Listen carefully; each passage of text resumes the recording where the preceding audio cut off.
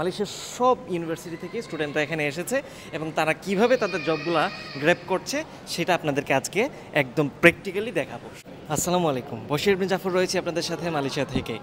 আমরা বরাবরই বলে থাকি যে মাসা ইউনিভার্সিটি এবং মাসা এভিনিউ ইন্টারন্যাশনাল কলেজে আমরা যে সমস্ত প্রোগ্রামগুলো অফার করি সেগুলো কিন্তু ইন্ডাস্ট্রি ওরিয়েন্টেড বা ইন্ডাস্ট্রি ড্রিভেন, মানে হচ্ছে আমরা কিন্তু স্টুডেন্টদেরকে জব মার্কেটের জন্য একদম পারফেক্টলি রেডি করে দিই, যাতে করে হচ্ছে ওরা পড়াশোনা শেষেই জব পেয়ে যায়। তো সেটির আজকে একটা প্রামাণ্য চিত্র দেখাবো। আজকে আমরা এসেছি এশিয়ার one of the largest exhibition centre, যেটি হচ্ছে মিড ভ্যালিতে।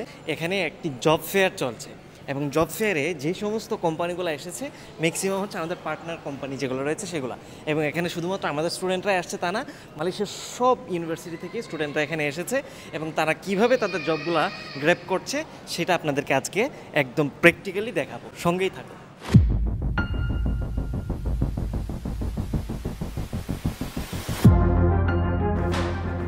তো এটা হচ্ছে ক্যারিয়ার ফেয়ার, এখানে হচ্ছে মিড ভ্যালিতে। আমরা ভেতরে যাব এবং আপনাদেরকে সঙ্গেই নিয়ে সাথেই থাকুন।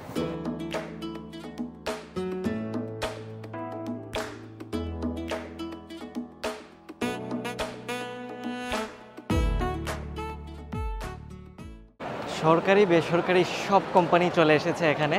এটা হচ্ছে প্রোডোয়া, মালয়েশিয়ার একটি গাড়ির কোম্পানি। তারা এখানে স্টল দিয়েছে এবং এখান থেকে তারা হচ্ছে এমপ্লয়ি জাস্টিফিকেশন করে তাদের যদি ক্যান্ডিডেট ফাইনালাইজড হয় তাহলে নিয়ে যাবে। এখানে আছে সিআইএমবি ব্যাংক, মালয়েশিয়ার ওয়ান অফ দ্য ফেমাস একটি ব্যাংক সিআইএমবি ব্যাংক, তারা এখানে বুথ দিয়েছে।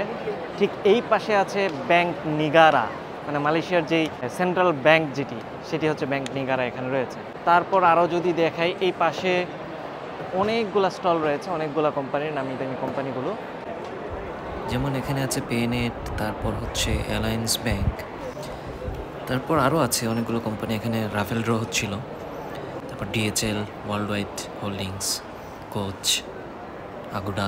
তো এখানে আসলে জব পাওয়াটা কঠিন কিছু না, কারণ প্রচুর পরিমাণে ক্যান্ডিডেট যেরকম আছে প্রচুর পরিমাণে কোম্পানিগুলো আছে। আমার পেছনে আছে এখন আগুডা। আপনার যেটা করতে হয় সেটা হচ্ছে আপনি জাস্ট আপনার সার্টিফিকেট এবং হচ্ছে সিভিগুলো নিয়ে আসবেন। ইনস্ট্যান্টলি তারা হচ্ছে ইন্টারভিউ নেবে।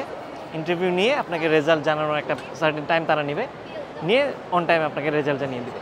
এখানে জব স্ট্রিট থেকে সিভি রিভিউ করছে, মানে এখানে দেখেন অসংখ্য ক্যান্ডিডেট রয়েছে যারা সিভি নিয়ে এসেছে, রিজিউমি নিয়ে এসেছে এবং তাদের সিভিগুলো কমার্শিয়াল বা হচ্ছে কর্পোরেট পার্সপেক্টিভ থেকে তারা রিভিউ করে বিভিন্ন ধরনের কে বলে এটাকে কমেন্টস দিচ্ছে, কিভাবে কোথায় ইমপ্রুভ করতে হবে সব কিছু তারা এখানে বলছে।